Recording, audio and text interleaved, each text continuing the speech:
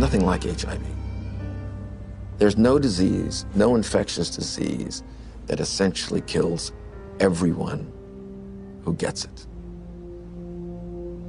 The fear factor's gone, and yet getting HIV infection is a problem for any individual. The fear should still remain because it's a virus that kills people. There is this sense of complacency that it's better, and it isn't better. And all these people, these 40+ million people living with the virus, they will die of AIDS.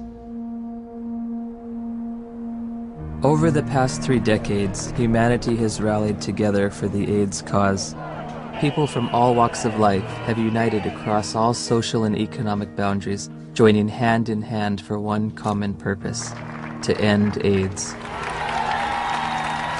And I want you to say the name of the person you're walking for. I'm walking for Robert Johnson. I'm walking for Rock Hudson. I'm walking for everybody that isn't here to walk for themselves.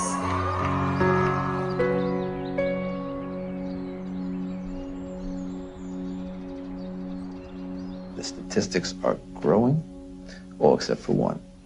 That's the amount of people cured, and it's still 0. In theory, we could cure AIDS on a piece of paper.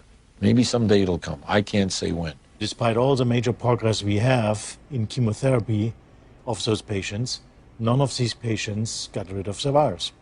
I don't think the pharmaceutical industry is very interested or invested in a cure.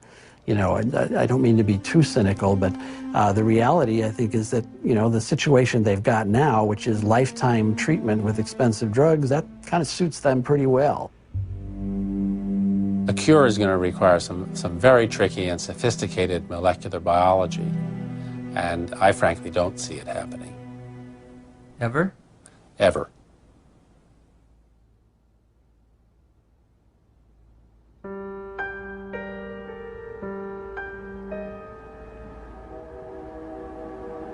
I was born in 1980, a year before AIDS exploded onto the public consciousness. I grew up beneath its shadow like a child raised under the threat of the mushroom cloud. You might say I am a member of the first HIV/AIDS generation. I've never known a world without it. This film is an account of my journey through the shifting sand surrounding HIV/AIDS. AIDS has been front-page news for nearly 30 years. Yet how much do any of us really know about HIV and AIDS?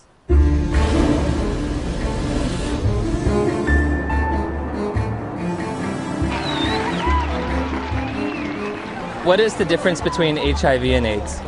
I don't know exactly. HIV is wow. HIV 是它的病毒，那 AIDS 是那个病，所以两种是完全不一样的东西。It's the same AIDS thing. is the actual disease. It's the same I don't thing. know really. I don't know the difference. I know HIV is less deadly. Pour moi, il y en a pas forcément. Enfin, c'est vrai que j'établis pas de différence entre les deux. What would you say is the difference between HIV and AIDS? Yeah, it's not a big difference, is it?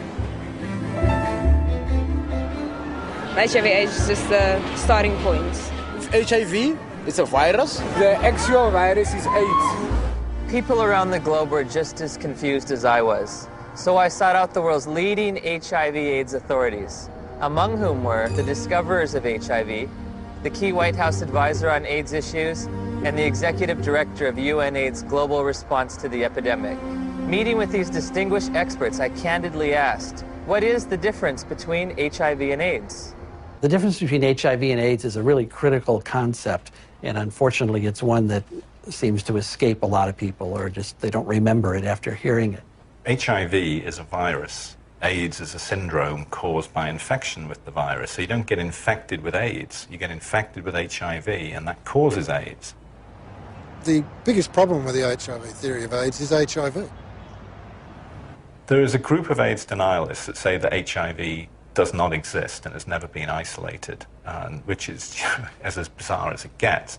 We do not say that HIV doesn't exist. What we say is that the presently available data does not prove the existence of HIV. The reality is that HIV does exist and does cause AIDS. I mean, the evidence is incontrovertible. HIV causes AIDS. All right, that's a theory that's there. Let that theory be there. But let's have some other conversations. Let's have some other research. Let's have some other funding. Maybe something else is working here. No. Why nearly 3 decades since its discovery does there continue to be debate over HIV? Why is there no cure in sight? To answer these questions, I needed context. The past is prologue, so my journey begins with a step back in time.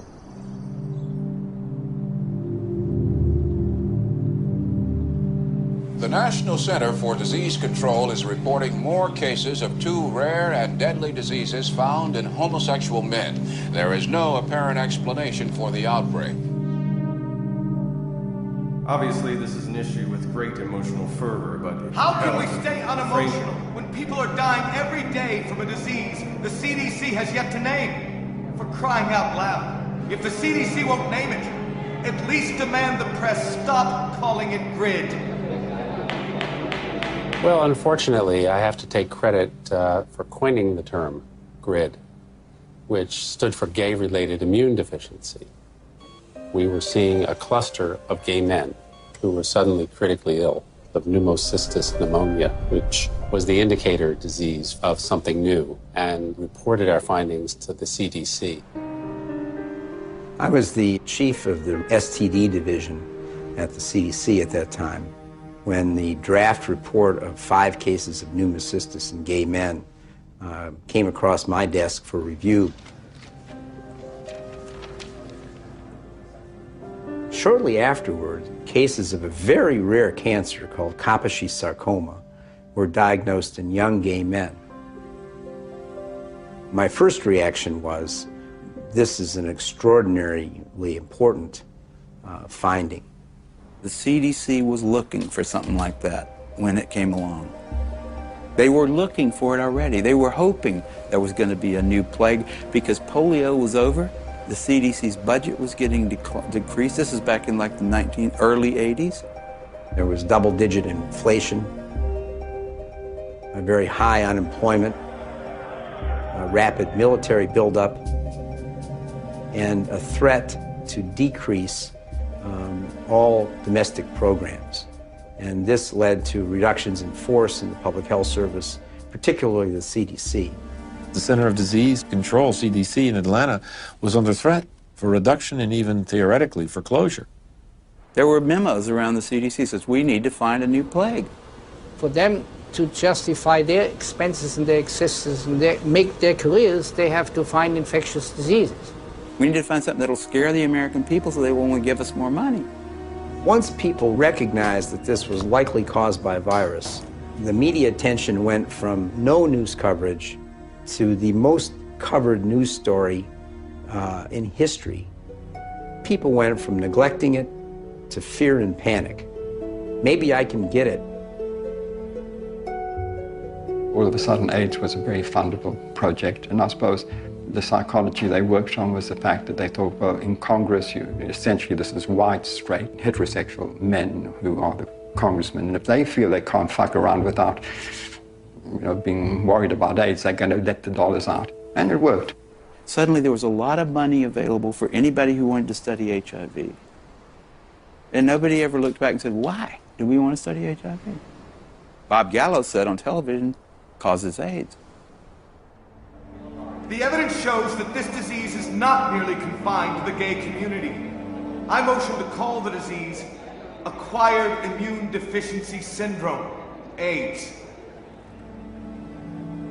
In 1982, Dr. Harry Haverkos was one of the Centers for Disease Control's epidemiologists tasked with defining AIDS. AIDS refers to a syndrome, and its definition changes periodically. AIDS is a chronic disease. It's based on its immunodeficiency. AIDS is not a disease, right? AIDS is a whole lot of different things. Depends on what country you're in. When your CD4 count falls below a certain arbitrary level, by definition, you have AIDS. You know, when someone's count goes down and then it goes back up again, it's, politically they may still have AIDS. Medically, I don't think they do. If you develop any of a number of opportunistic infections or diseases, that puts you in the category of AIDS.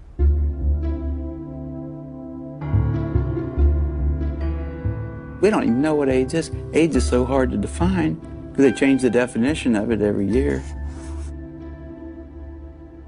The definition of AIDS has broadened over time. It was revised in 1985, and then again in 1987. The changes in the definition have been political. Every time they change the definition, the numbers go up. The definition has changed many times. The biggest change was probably in 1993, which they then, added the CD4 count and HIV, and, so you could not even be ill, but if you had a CD4 count consistently below 200, you now had AIDS. A closer look at the Centers for Disease Control's documents reveals that AIDS numbers actually declined in 1993, but a retroactive definition change increased the estimates by more than 100%. The more diseases they could lump into this AIDS syndrome, S stands for syndrome, the better the chances are they get patients under that umbrella, the more patients they could catch. As time goes along, definitions get used for a variety of issues, and some of those are not based solely on scientific decisions, but politics and capitalism and reimbursement comes into play. For example, a person with hepatitis C, even say here in San Francisco, if you've got hepatitis C and only hepatitis C, you're shit out of luck. Having an AIDS diagnosis, I get a free apartment. The city of San Diego pays my apartment. I can have the state of California pay for many medications related to HIV. I get Social Security benefits. I can get discounts on my supplements at the local health food store. I also get food stamps and in-home supportive cleaning services. So I was basically a healthy person walking around, and I had all these wonderful little perks, You get all these benefits, that we fought for and got. But the end result has been a sort of an imbalance. We succeeded, and I'm glad we did, but it is a little unfair. Politics, insurance, capitalism, benefits, you can be sick or healthy. I never would have thought that AIDS was so convoluted. Right. Well, as I said, that has changed. How you define that scientifically has changed quite often. Which just makes it difficult to, for the lay people to understand. It makes it difficult for me to interpret the numbers. Africa is purported to have the highest incidence of AIDS cases on the planet. So I trekked to South Africa to witness firsthand the impact of AIDS on that troubled continent. Around 10 million of South Africa's 48 million people have been reported to have AIDS. It's only a 10-minute drive from Cape Town's pristine modern airport to the squalor of neighborhoods said to be ravaged by AIDS. All the facts on HIV and AIDS with Griselda on Metro FM Talk. It's World AIDS Day. There are functions, there are gatherings. The international theme is Stop AIDS, Stop HIV and AIDS. Keep the promise. So many years later, we keep saying the same things, HIV, HIV, HIV. And yet each time I hear words like HIV and AIDS, I just want to pull my hair out. I'm just so fatigued about how we've packaged the messaging. All we talk about is AIDS. It's a sex virus. You have to use condoms or you die. It's a sick and sad message.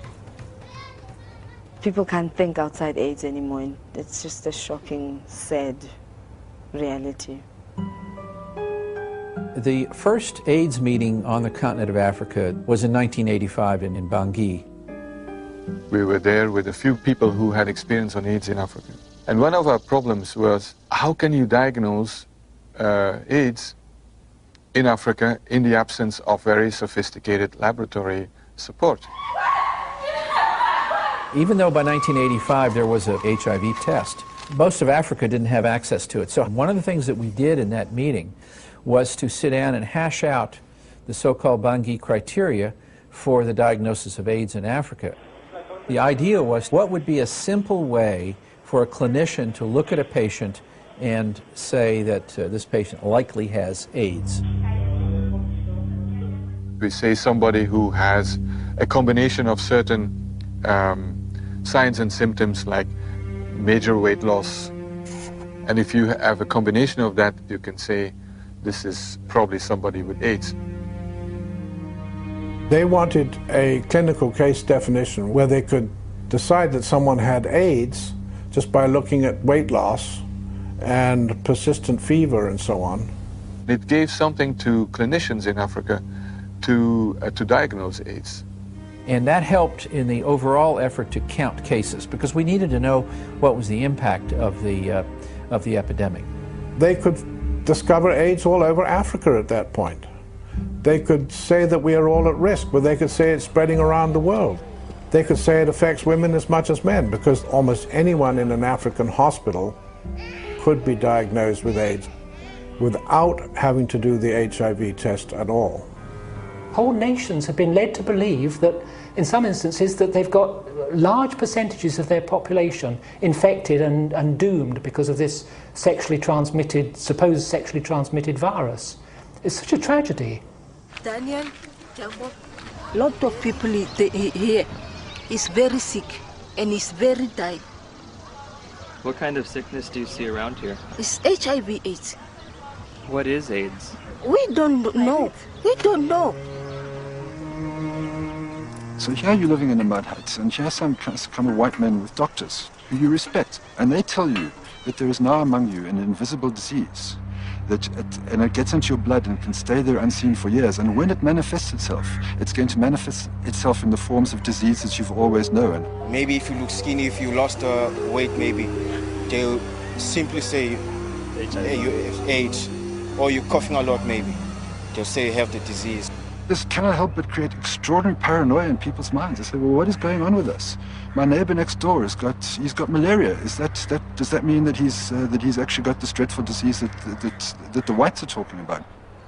Like I could be fat now, then the mentality is that if ever I become teen, then it could be one of the symptoms. I have to ask myself, why now?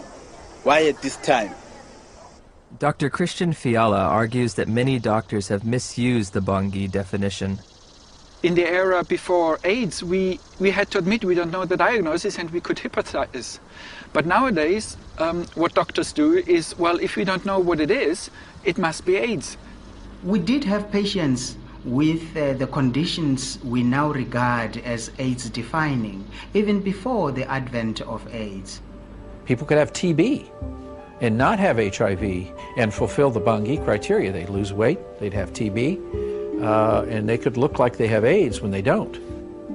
Is this Bangui definition still being used today?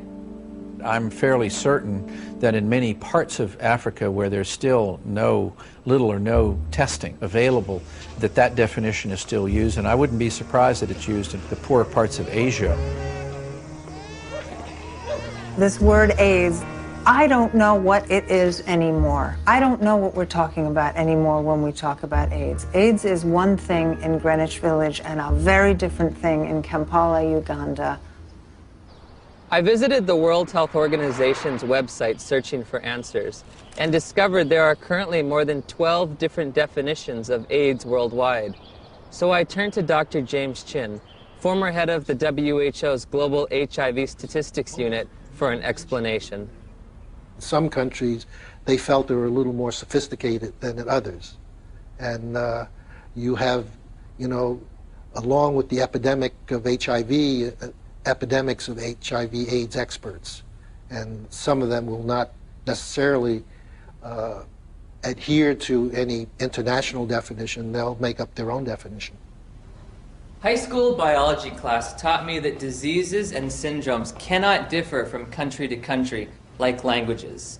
It was becoming clear that HIV and AIDS were distinct, separate entities, and that AIDS was diverting my attention from the real culprit, HIV. Where to next? The place millions have had their lives changed forever. She says, we have your test result, you need to come in and get it. And I was like, tell me now, Cheryl. She was like, Kim, we really need you to come in and tell me. I said, then I know it's positive, Charlotte. You would just tell me over the phone. And she's like, Kim, don't panic. You can still have a normal life. I can still remember his face. I can remember his eyes. And all he said was, I'm so sorry. I think you should put your affairs in order, and you might have 5 years. I said, Cheryl, I have to get off the phone right now. I have to go tell my dad. He started crying. This isn't the way it happens in the movies.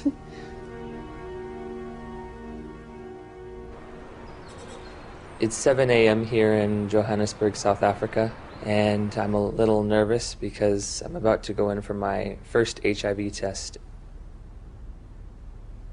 Have you ever gone in for an HIV test? No. No. No. No. No. Yes, I have actually, a few years ago. Were you nervous, apprehensive? I was, very frightened.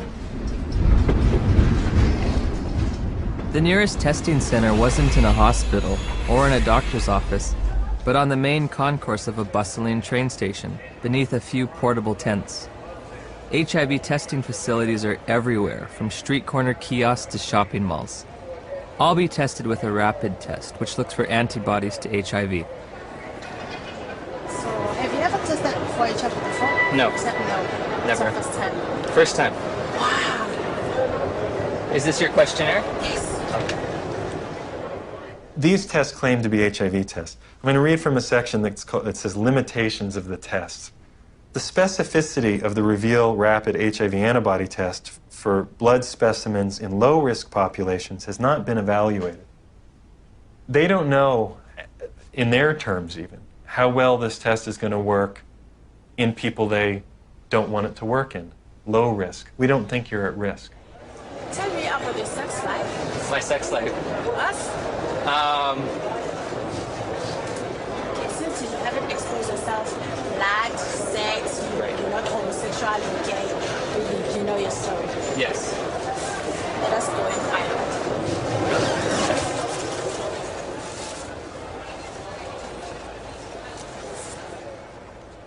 In 1990, we flew to Romania to adopt a baby. We found Lindsay, and she was only 2 weeks old.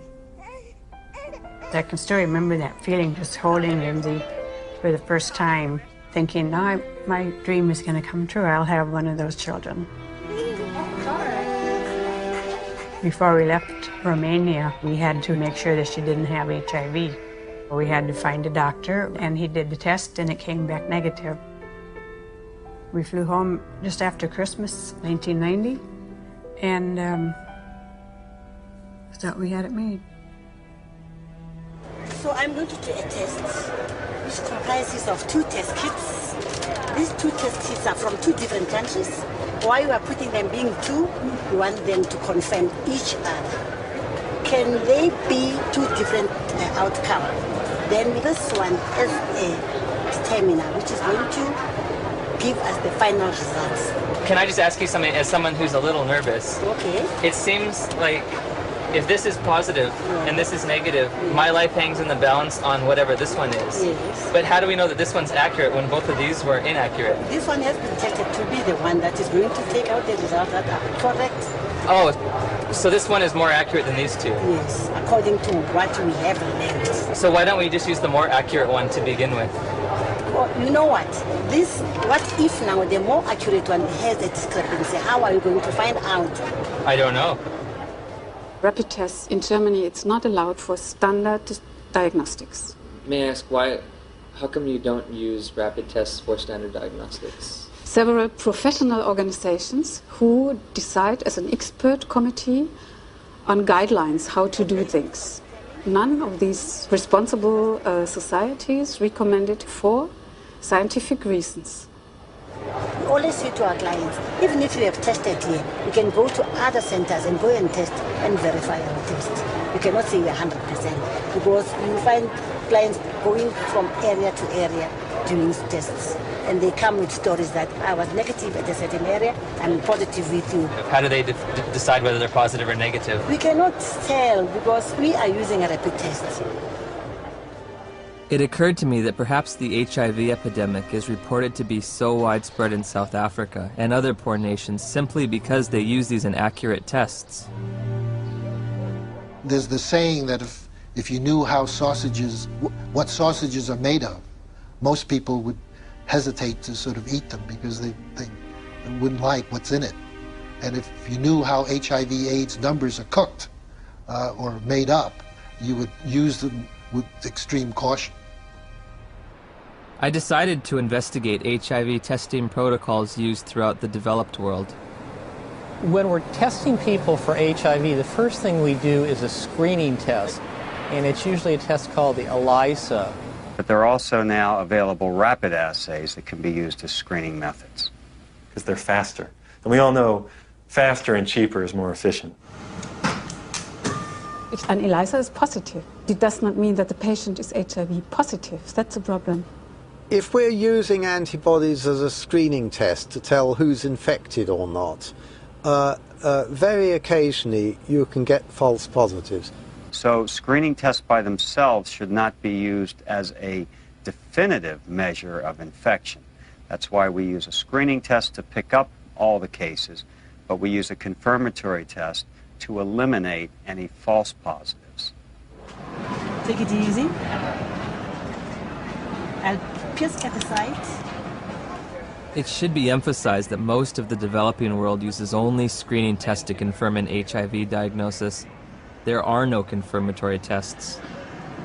Time now is 25 past. At 22, the results will be out, which is going to be 15 minutes. 9 days after returning home, Steve and Cheryl's pediatrician ran a battery of tests on Lindsay, including an HIV test, even though Lindsay had tested negative for the virus in Romania. Dr. McHugh called us and said, we run into some problems with the testing that you did at Methodist Hospital, and you'll need to come right in and see me. I said, well, what is it? She says, well, I'm not going to tell you over the phone. I said, I need to know exactly what this is. He said, we got bad news that she tests positive. And he said she'll have a 20% chance of living to age 2. That was just a shock. Just a shock after all this joy and happiness. We finally found our daughter, and I'm dancing around Romania, and now I come home, and it's like somebody could just stab me. And then I had to call my mom, and that was the worst phone call I've ever had to make, because I even remember saying, that poor girl, she's just not gonna make it. So that we don't have to go to somebody and say, well, you might be infected, but it might be a false positive. We do a second test. That's a test usually called the Western blot. In 1992, when I was told by my doctor that I was HIV positive, that was only a verbal admission to me. She didn't give me the written paper that came from the lab that tested my blood. I found out that it says this indicates possible infection by virus. There can be mistakes from the antibody test, and there are conditions that can cause the test to be inaccurate. Now that I've got the package insert for that test kit, it says positive results using any specimen type should be followed with additional testing. But this is the test that they use to confirm with. This has a margin of error done properly that's extremely low. In other words, it's one of medicine's better tests. I don't think the Western blot is a useful diagnostic test. I don't think it's worth doing. Did he give a reason? You know, anybody can say anything. I think it's stupid to drive a car. But come on, you got to give a reason.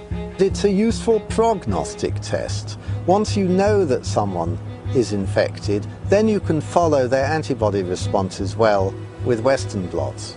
I'd say he's absolutely wrong. It has a complete usefulness. You don't need a Western blot. And it's become a dogma in HIV research that you need one ELISA followed by a Western. You don't. You need 2 different kinds of ELISAs made in 2 different formats. Would you ever want to confirm somebody is positive using just ELISAs? No, never. It's against the rules. It's against the recommendations. It's a turbulent sea of argument about how can we use this test? When can we use this test? Why does this test have no standard? We have a group now of about 40 patients that have no detectable virus. in their body, but they're not being treated. So the first question is, are they really infected?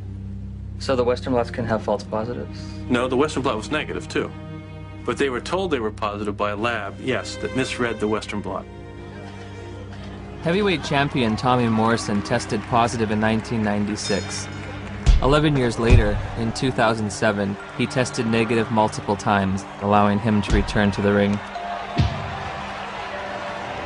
There's constant discussion in the community of people who do diagnostic testing and the blood bankers about how to read these tests. When you're looking at this Western blot, how do you determine what is a positive? You need a certain number of bands being present. It depends a little bit on the producer of the test. It depends on the manufacturer. Is there different criteria for what might be a positive? Yeah, there are different criteria from the manufacturer. Thank you for the word. And also there are guidelines from the WHO and UNAIDS. Well, HIV infection is diagnosed with rather now routine laboratory tests, which for which there are criteria for diagnosis established by the manufacturer, FDA. Claudia showed me the package insert that comes with the Western blot. It contains 8 different sets of criteria for diagnosing HIV infection. Because of the different criteria that apply in different countries, you can be considered, you can test HIV positive in one country and be given an AIDS diagnosis as a result of that, whereas in another country you won't test HIV positive and you won't be given an AIDS diagnosis. It's ludicrous that you can be positive in one country and not positive in another. Theoretically, I could be diagnosed with AIDS in the United States, but if I take 3 steps to my right, I wouldn't be diagnosed with AIDS, or I would lose my AIDS diagnosis when I crossed the border. In 1992, I was encouraged by a doctor to take what's called an HIV test as a matter of social responsibility, and I was shocked and devastated and horrified when the results came back positive. It was one of those moments that everyone fears their whole life. A week later, I take the same test to an AIDS specialist. He looks and says, "This isn't a positive test. I don't know what this test means." Since a false positive looks like a true positive, how can you ever distinguish whether it's truly a positive or a negative? Well, that's a great question. It's going to be very hard to determine a false positive. So I take the test again, and this time my results come back marked from the lab, indeterminate. I'm faced with the decision, do I want to wait 6 weeks to test again or do it right away? I opted for right away. My results that time come back positive. Took it again, came back negative. I took it again, positive. What happens if you're positive on one criteria but negative on another manufacturer's criteria? How do you decide who's infected and who's not? You will use the most sensitive criterion. In late December of 2007, I read about new legislation passed in New Jersey calling for the mandatory testing of pregnant women or newborn infants should the mother's status be unknown. HIV mandatory testing, to me, is a no-brainer. I'm very much opposed to the concept of mandatory testing of any population because the tests are scientifically shown to be unreliable and inaccurate. You have no reason to fear this bill. And my hope is that eventually this will become a federal law so that every woman in this country would be tested. But HIV testing isn't an absolutely precise science. When I confronted my doctor about that, she said, we're way past Western blot now. We have the viral load test. But when you get the package insert for the viral load test, it says, if you test positive, you are considered confirmed infected with HIV. But at the bottom of the page, in fine print, it states a person should have additional testing. It does not allow you to tell a single person on this planet that they are HIV positive. And it's a scandal that this test continues to be used. So again, I'm asking, where's the test? Where's the test that can confirm a diagnosis of HIV infection? And I can't find one. I have the package insert from the manufacturer which they supplied me with. And under limitations of the test, it states that risk factors should be used in conjunction with the test. Has a person had sex? Have they used drugs? Have they had a blood transfusion? And then in conjunction with the test, not the test alone, but with the test, then you decide whether the person is positive or negative. Do the answers to these questions help aid in the diagnosis? Of course they did. Really? They do. Now, if I tell you that the test you took was lousy and didn't mean a thing, does that make any difference for everybody to hear? It'd make a difference for me. Yeah, I know. How can we say that HIV is the cause of AIDS when we don't know, based on current tests, whether or not anybody diagnosed positive actually has HIV? President Thabo Mbeki will officially open the AIDS conference tonight. Delegates here are hoping he will finally separate himself from the AIDS denialists. We remain convinced of the need for us better to understand what would constitute a comprehensive response in a context such as ours, which is characterized by high levels of poverty and disease. As I listened and heard the whole story told about our own country, it seemed to me that we could not blame everything on a single virus. I thought this man must be an idiot. Everyone in Africa is dying of AIDS. I know this because I read the New York Times. It's beyond doubt. Rion Milan was hired by Rolling Stone to investigate and debunk President Mbeki's misguided ideas. Where to begin? The numbers.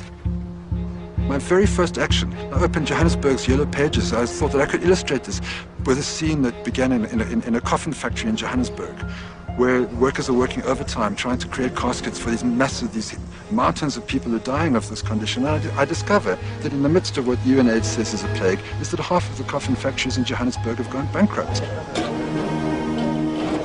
In South Africa alone, it's about 1,000 people dying every day from AIDS. If you're an advocacy agency and you perceive low numbers to be bad, your bias may be to accept higher numbers even if they're not scientifically sound. I know Jim Chin quite well, and I was the chairman of the steering committee on epidemiology of the global program on AIDS in WHO when Jim Chin was in charge of epidemiologic estimates. And we could never get information how the WHO estimates were made then. So we were very critical in these days because we felt it was not based on enough evidence.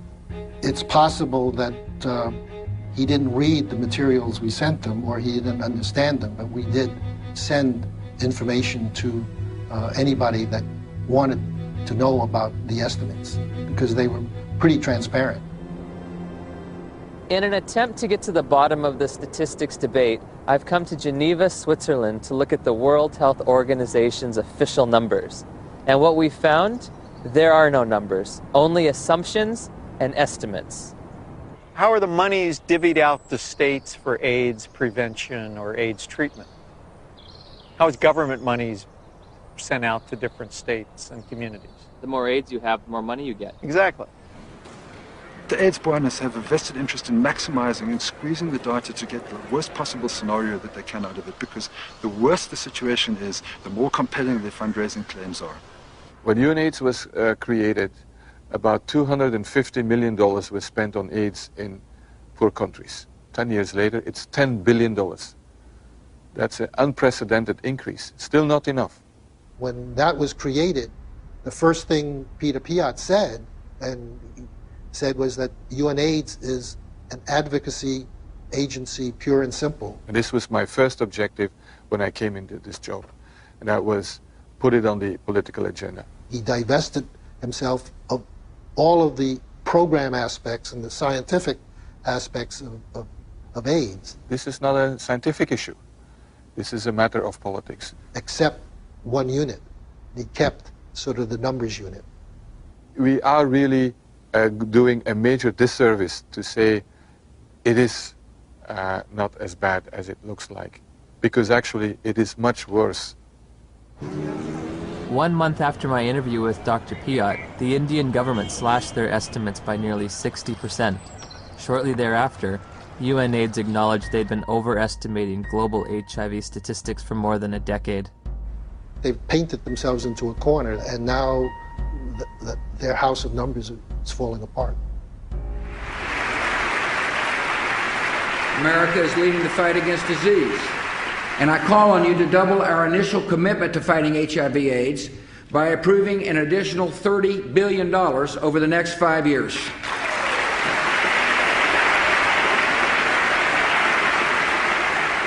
Global corruption, misuse of statistics, in order to convince people that there's one hell of a problem out there, guys, and we've got to go and do something about it.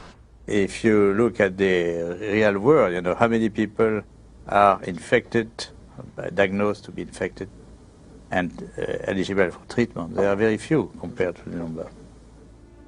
In April of 2008, Congress approved a $50 billion expenditure for AIDS treatment and prevention. The vast majority of the world's population is not at any measurable risk of HIV infection. No measurable risk. Growing up in the age of AIDS, I was taught there were 3 certainties in life: death, taxes, and contracting HIV from unprotected sex. If you don't use a condom, there's a lot of chances that you can actually get the killer disease that is AIDS. I did a study of the heterosexual transmission of HIV in California, and we recruited individuals who were infected with HIV. Then we recruited their sexual partners, and we looked at whether transmission, in fact, had occurred. Padian runs a study. It's a 10-year study with the world's most virulent, terrifying sexually... I mean, this thing jumps, off of penises into vaginas miles away. How many of them do you think, after 10 years, with the world's most terrifying, virulent, sexually transmitted disease, came up positive? Nobody. Nobody. Nobody who was negative came up positive. 0. I think HIV is more difficult to transmit than than a lot of, probably most other sexually transmitted diseases. I mean, I think that's pretty widely known. If I were to have unprotected sex with somebody who is HIV positive, how many acts would I have to engage in before I got the virus? Just one. I assume one would be enough. First act? One is enough. Remarkably, HIV is a difficult infection to transmit. This contradicts everything I was ever taught about the sexual transmission of HIV. AIDS is the best example of what's really scary and alarming and dangerous about our culture right now, which is that it's a culture of PR. It's a public relations phenomenon. The truth doesn't matter. What matters is the image. If we were talking about reality, the reality is that AIDS is over.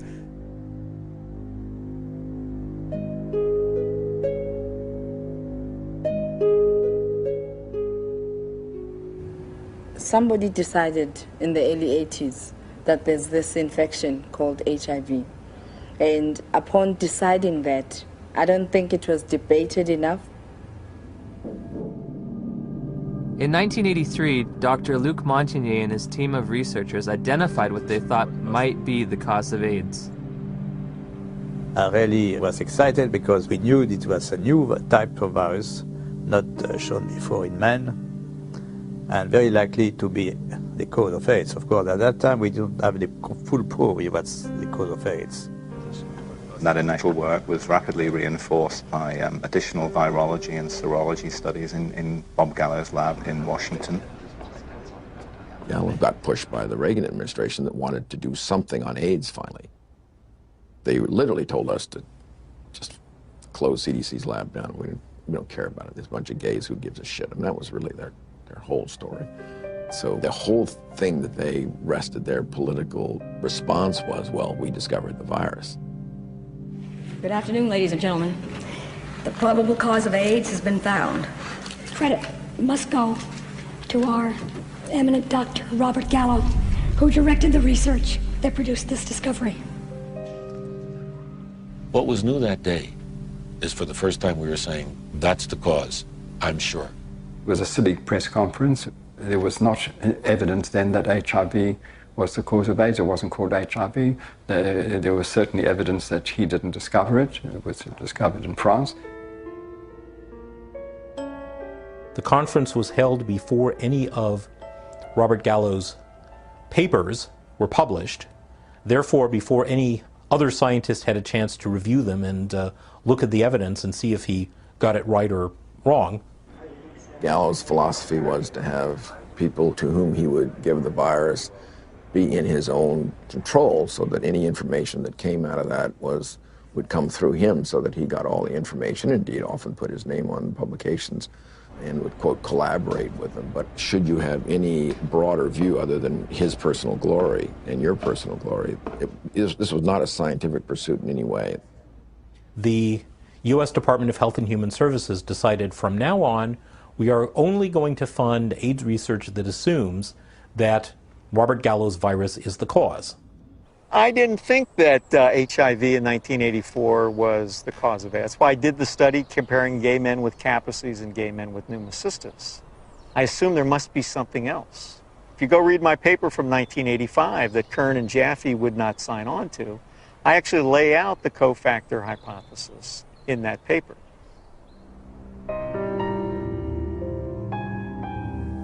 I'm a promoter of the role of cofactors in AIDS. Well, cofactors just says that the cause of a disease is by more than one factor. Just simply being infected with HIV is not going to do it. You need certain cofactors. Cofactors are not necessary. Dr. Fauci would say HIV causes AIDS without the need for anything else. That's kind of ridiculous. The data that indicate that any different type of infection like mycoplasma or something like that is a necessary cofactor, I believe those theories have been debunked. What the fuck does he mean? Sorry. What's it? Saying sorry to the camera. What does he mean that there are no cofactors? Where's he coming from? There's cofactors for everything. Cofactor implies something specific. And it really gets us off into tracks that are wandering. Gallo isn't gonna change his mind. But he's probably 70 years plus now. He's gonna remember things that we all remember, things that are good for us. And we forget the bad things. The cofactors are important to really understand how people get ill, why they get ill.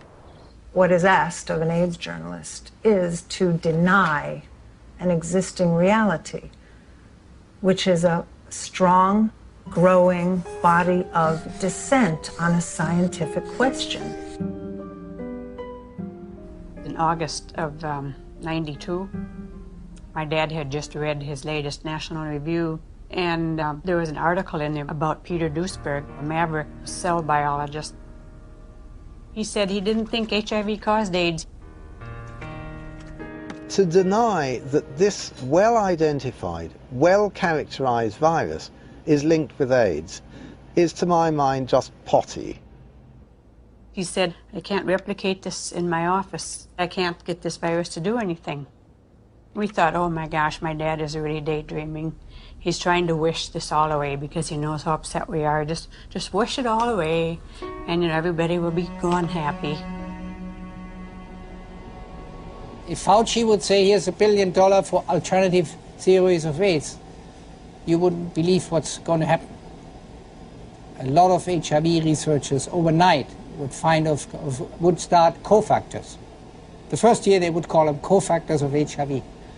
And the next year, the co would be topped and HIV would be topped a year later. Peter is highly intelligent. He did excellent work. I mean, no wonder he got a full professorship in Berkeley and was nominated to the American Academy of Sciences. But I told you very frankly that he's killing people with his theories, and I still stick to that. They attack him, they attack his ideas, and they present some bogus way of refuting what his science has said that doesn't really refute it. Peter Duesberg? Yes. Oh. They are all prostitutes, most of them, my colleagues, to some degree, myself. You have to be a prostitute to get money for your research. You're trained a little bit to be a prostitute. But some go all the way. In light of all this scientific uncertainty, I asked Dr. Fauci for evidence linking HIV to immune deficiency disease. When you put the combined findings of the initial characterization as a distinct retrovirus isolated by Montagnier and his group, together with Gallo linking the virus to being the cause of AIDS, and they put those things together, and that's how we have a confirmation of the causative agent of AIDS, namely HIV. Still unclear about the evidence for HIV's existence, I decided the best way to verify it would be to actually see it. I asked Dr. Hans Gelderblum, a world-renowned electron microscopist, if he thought there was any reason to question Dr. Montagnier's published images. I've seen these publications, stamp-sized images. It's a nuisance. It's a nuisance. You do not really see much. When we saw that photo, we said, suggestive, but not convincing. Dr. Gallo, 1 year later, published photographs he claimed to be of HIV. Were his any better? These pictures were not so impressive. They were not much better than Montagnier's images. It's one thing to look like, and another thing is to be a virus. In 2002, I stumbled across an article by Valander Turner and Andrew McIntyre of the Perth Group in Australia, and it questioned whether there's ever even been found a virus. I became consumed with researching this. I could read from morning till night every day, and every link to another link, and I would email to these people and say, where's the test? I want to know. Am I dying? Am I contagious? And they weren't even very kind. They were just like, read our articles again. How many times do we have to tell you there's no test? It is crucial to understand that an AIDS diagnosis is forever. It cannot be reversed or alleviated. The stigma attached to people knowing that you have it and are living with it is worse than actually living with it. I can't think of anybody who's ever been evicted from their apartment because they had breast cancer or because they had cerebral palsy. I did a campaign to address stigma. The message is that if anyone is infected, we are all affected. Some have it medically, some have it socially, some have it culturally. And at the end of the day, if it exists anywhere, it exists everywhere. We don't all have AIDS. And once you start bullshitting, it gets a problem. You know, we don't all have AIDS. We all have to be sympathetic to AIDS.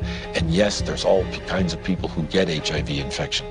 But you know, we don't need to make, in my view, non-truths, you know, or just to have a slogan or a symbol. We all have AIDS. No, we don't all have AIDS. But my message is you do have it, whether you want to accept it or not. Are you medically susceptible? Maybe not.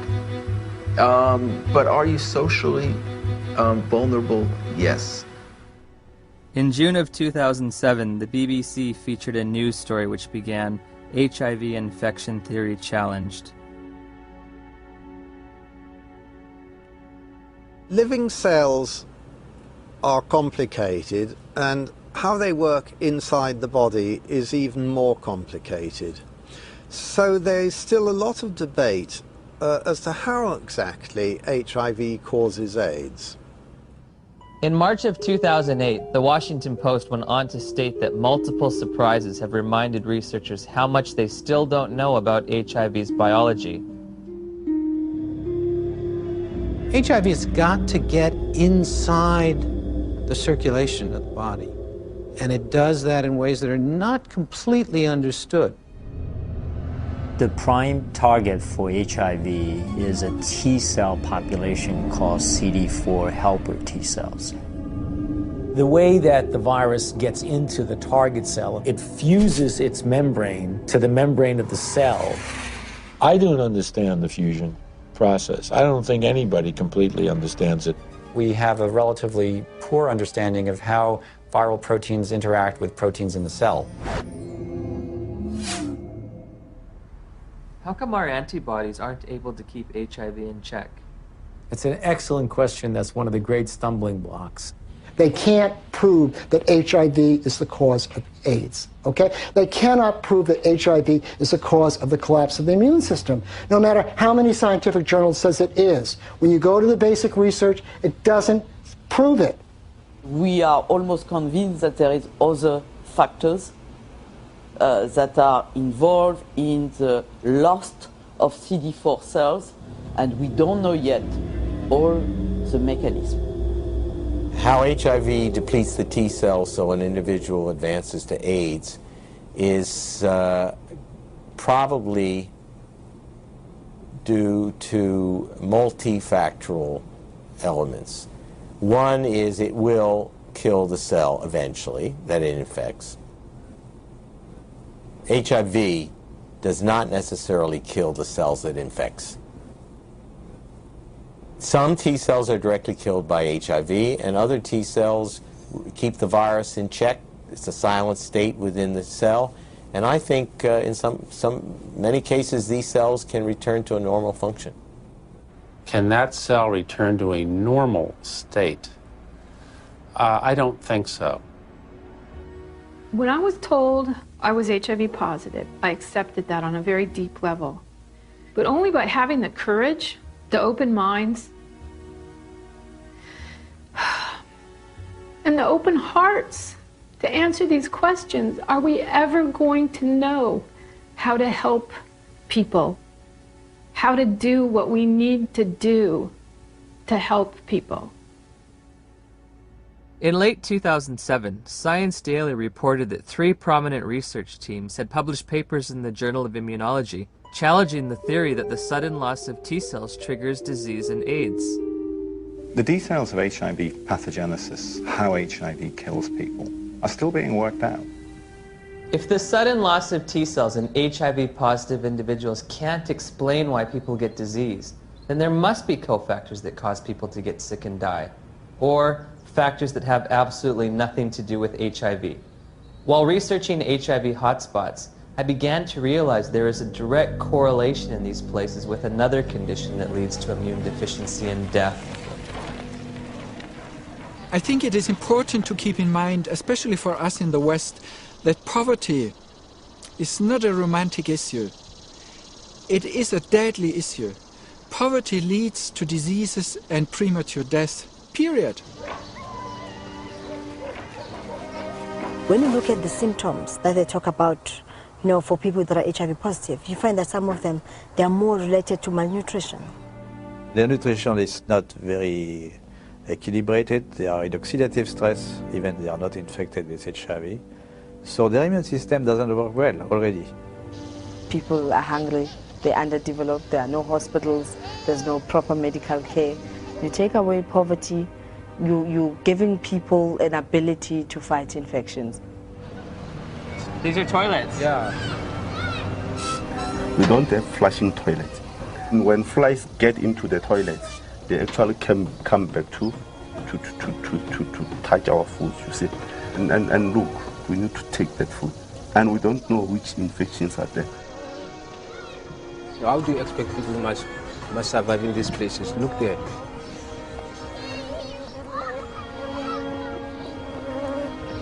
How many white people they are staying in this house like this one? In Cape Town is different. You go to suburbs, you see the suburbs is different from our places. Why have we done nothing for African people, just like give them clean water so they don't die in infancy of diarrheal disease and stuff like this?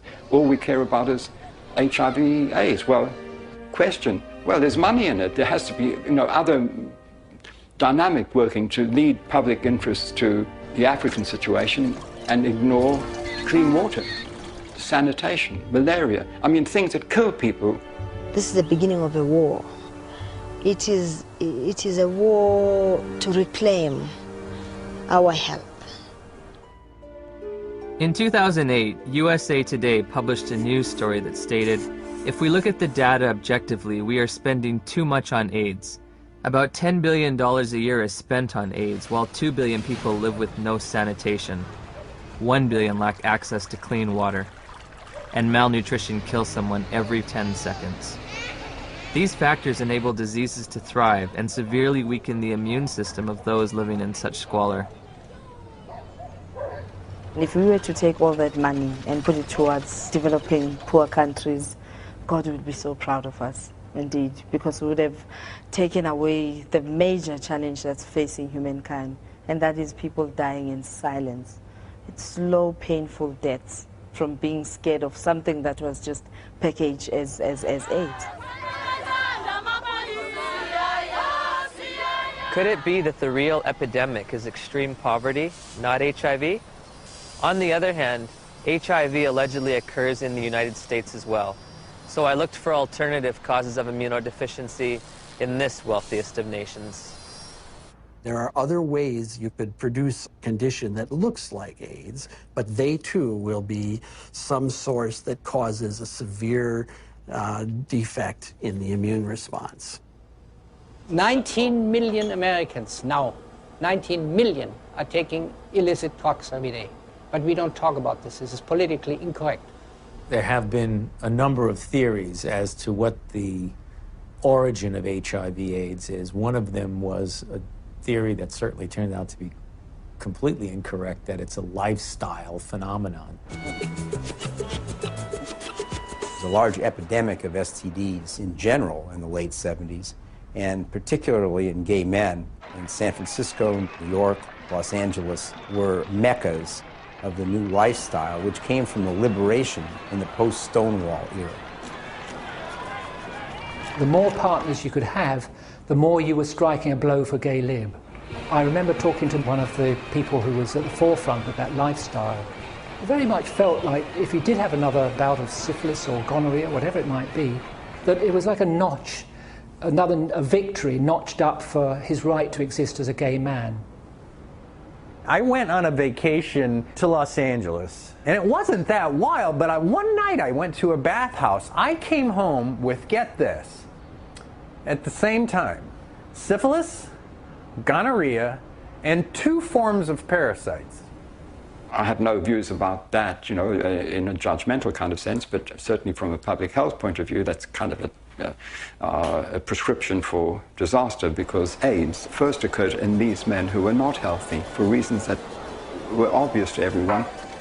You're talking thousands of partners, sometimes hundreds, per month, lots of antibiotic use, lots of drug use, and the result were people were getting pretty sick.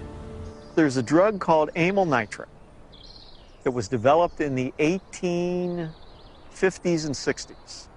Came in ampules, and they became known as poppers because you'd pop them when you open these ampules up to sniff them when you had coronary artery disease.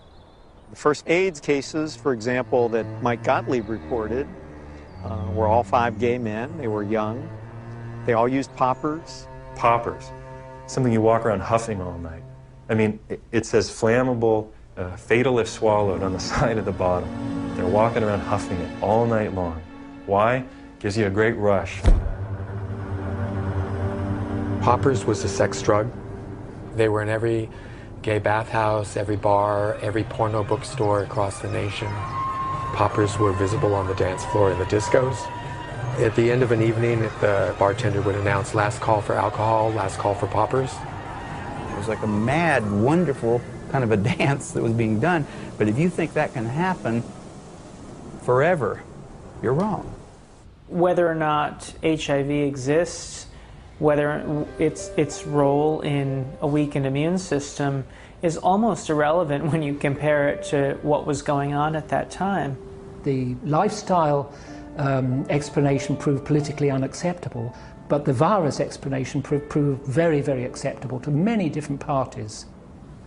Pneumocystis pneumonia and Kaposi sarcoma were the hallmark diseases for AIDS in the early years.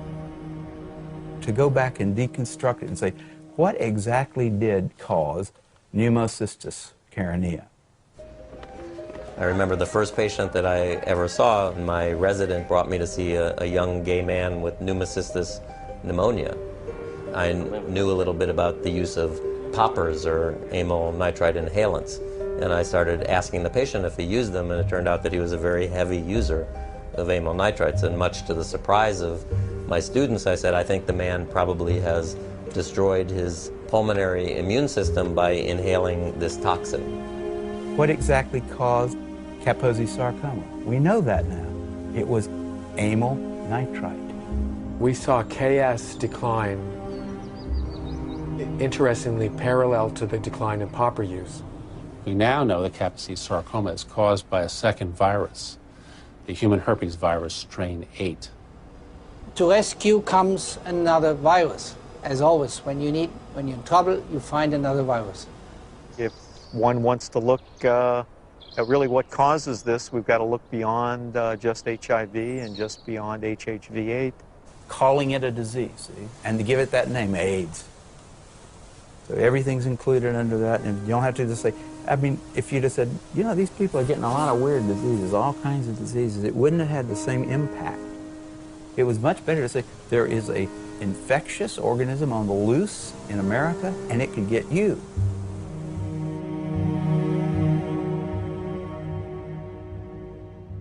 I had interviewed the world's leading HIV experts and discovered that the two benchmark diseases of AIDS have alternate explanations. Once again, I turned to Dr. Gelderblom, seeking proof of HIV's existence in the most recent images available. Here, you do not see anything about the details, but I would say it's probably a virus. These are HIV here? Yeah. Oh, so are these HIV too? Yeah, yeah. Everything's Probably. Probably. Yeah. What can I tell you? You know, I mean, it exists. Gallo said he had all these viruses, and it was a lie. I think HIV totally has turned out not to be the cause of AIDS. HIV has turned out not to be. Gelderblum's images, said to come from isolated HIV cultures, provided no proof for HIV's existence. So I asked Nobel laureate Dr. David Baltimore and Dr. Robin Weiss how they would isolate and photograph this elusive virus. Well, didn't Dr. Gallo do that? I mean, he actually isolated it, so... Yeah. I mean, why should I do all of this? This is all textbook stuff you're asking me. I'm not quite sure what's behind your question about isolation. I don't want to be your textbook, you know? Okay. I got other things to do. They're embarrassed. The scientists have been embarrassed about this. They know that it's flawed. In 1987, the CDC made two mind-boggling changes in the definition of AIDS, which are in effect today. You can be diagnosed with AIDS without ever having an HIV test. In 1987, I had a lesion on my arm, and it was KS, Kaposi sarcoma. The doctor diagnosed you with AIDS without an HIV test? Yeah. You can be diagnosed with AIDS if you've tested negative for HIV. Alvin Friedman Keene found 16 patients with Kaposi sarcoma among gay men in New York City in the 80s. They did not have HIV infection. Yet they had AIDS by our definition, right? In a World Health Organization publication, Dr. Chin writes, "It should be emphasized that the surveillance definitions for AIDS were not intended to be reliable indicators of HIV infection." If you have thousands of documented cases of AIDS without HIV, how can HIV cause AIDS? Why do you believe that HIV does cause AIDS? Because that's all the information that I've been given. Because we've never been taught anything different. We have read it, heard it. Because that's what the scientific community has told us. Scientists are supposed to observe, experiment, and reason from what they observe. They're not supposed to grab hold of an idea and cling to it and adjust everything else in their perceptions to fit that idea. I think an HIV positive test means that your life is forever changed. You have a whole new battery of things to consider for yourself. What does it mean to me? It's very hard to find anyone who supports you when you say, I don't think I'm going to die of HIV or AIDS. The typical model of HIV equals AIDS equals death. How invested am I going to be in that model? Everyone who's infected with HIV would like to deny it. It's a bad prognosis. It means you're going to take drugs for the rest of your life, et cetera, et cetera. So there's people who want to say, I'm one of the people who tested positive, but I'm not going to get the disease. Do I start treatment? Treatment meaning the antiviral drugs, if ever? We started taking Lindsay to a doctor at the Children's Medical Clinic. She gave us a prescription for retrovir syrup, which is AZT. It was so important for us to get something to help our baby that we sat on the floor in the pharmacy and gave her first dose. Shortly after Lindsay began AZT treatment, side effects began to emerge.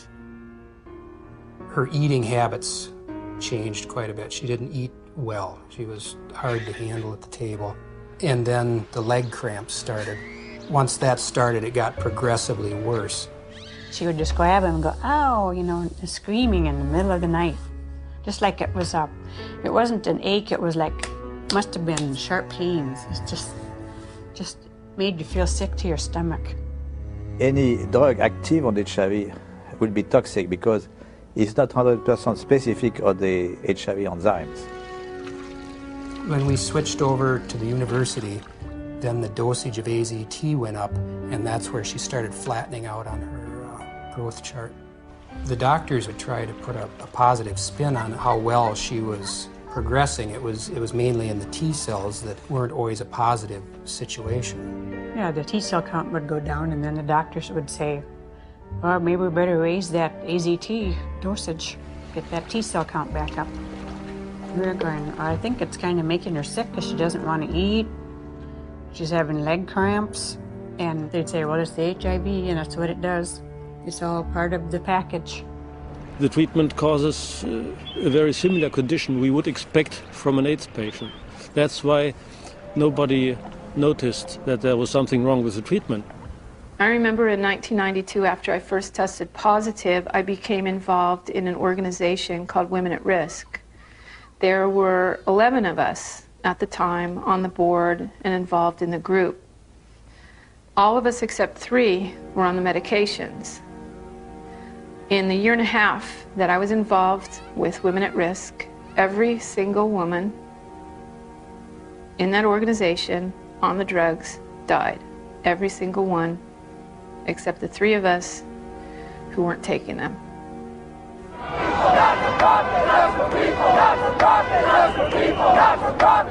We weren't just given handfuls of AZT, we demanded it. AZT should be praised. Where is your humanity?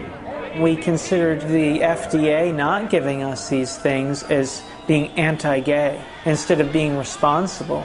And so we went and we lobbied and we pushed for all these things, and we didn't think clearly about what it was we were asking for. It's like that saying, be careful what you ask for, it may come to pass. That's the very reason why everybody believed HIV is a deadly virus, because the HIV-positive patient at that time got a deadly treatment. Despite the billions spent on the drug, tens of thousands of people with AIDS have died. And now a growing number of studies are questioning the drug's usefulness.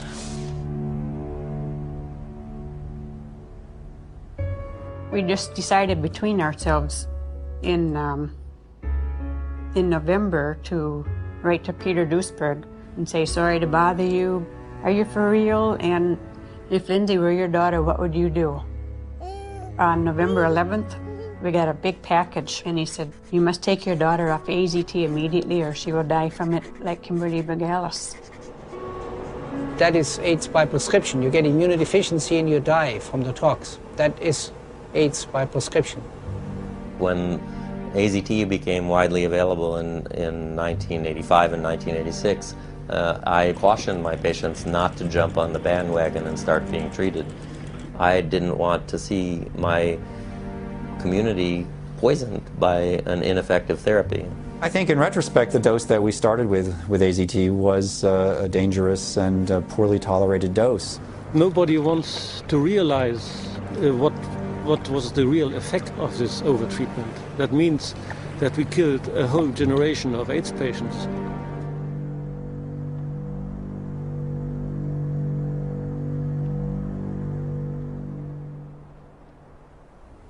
In '96, David Ho announced highly active antiretroviral therapy.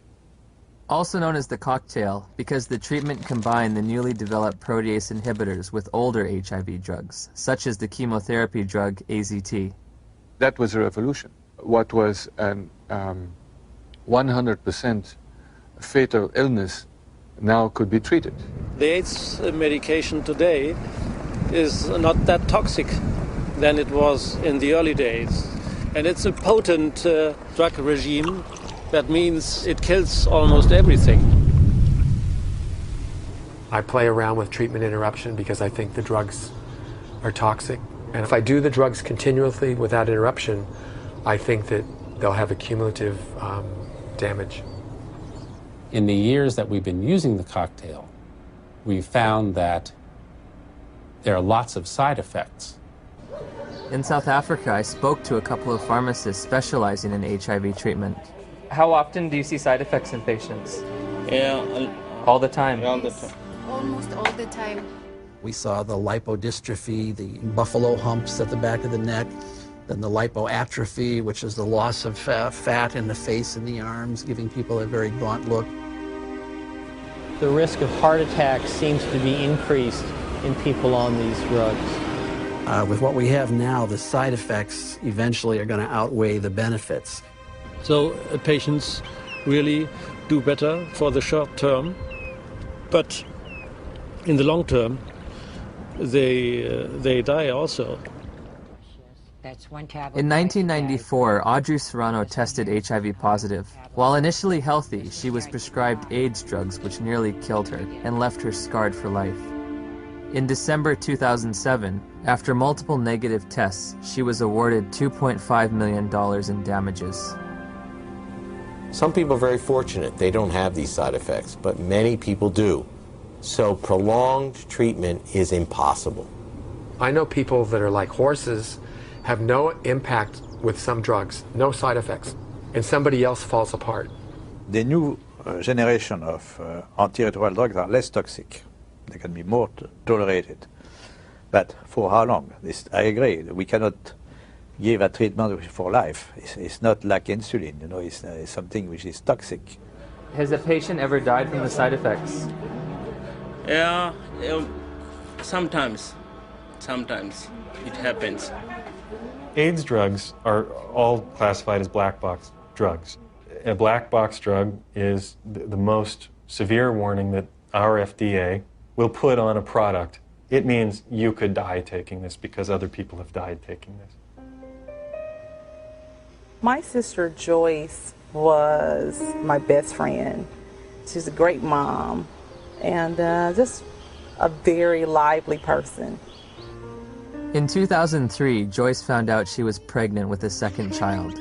She was offered an HIV test as standard prenatal care by her obstetrician. She called me at work and she was like, I got something to tell you. And I was like, well, what is it? She said, I'm HIV positive. So I took a deep breath. I said, well, it's not the end of the world. And she said, well, Nell, I met this doctor today and he's a specialist. And he says that there's some medicines I can take that'll keep my baby from being HIV positive. Nevirapine. Warning. Severe life-threatening skin reactions, including fatal cases. One morning she was covered in these welts and this rash. It was all over her face. It was all over her chest, all over her arms, her hands. When they're talking about a rash that can kill you, they're talking about a drug that targets the actively replicating cells in your dermis, in your mucosal layers, in your intestine, and stops them from working. And what happens? Goodbye skin. I would never take them. I don't have a problem with other people taking them, but I, as Griselda Kananda personally, looking at the side effects that they come with, looking at the toxins that they present in my body, not now, not ever. I have patients tested in 1985. They were all advised to take treatment, but they declined the treatment for different reasons. Because they didn't want to take toxic drugs because they were feeling well at that time. And how are they doing today? They're still living. Healthy? Yeah.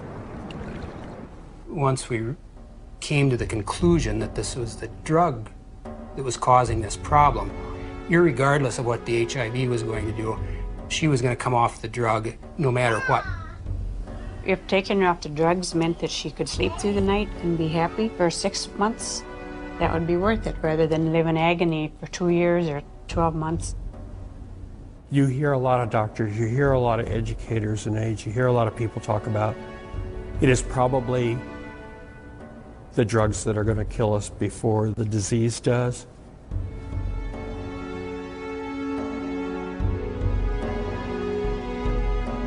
What are the drugs doing to the bodies? They're putting the bodies into coffins. Before my sister started taking the drugs, she was healthy. After she started the drugs, she developed an allergic reaction, which made her look like a patient with full-blown AIDS. She was admitted to the hospital. She continued to spiral down. And within 37 days from her first date of taking the medicine, she was gone. When news of Joyce's death reached the NIH, emails were exchanged between the director of the AIDS division and an ethics and safety officer. Ed, there was fulminant liver failure resulting in the death on this trial last week. Ouch. Not much we can do about dumb docs.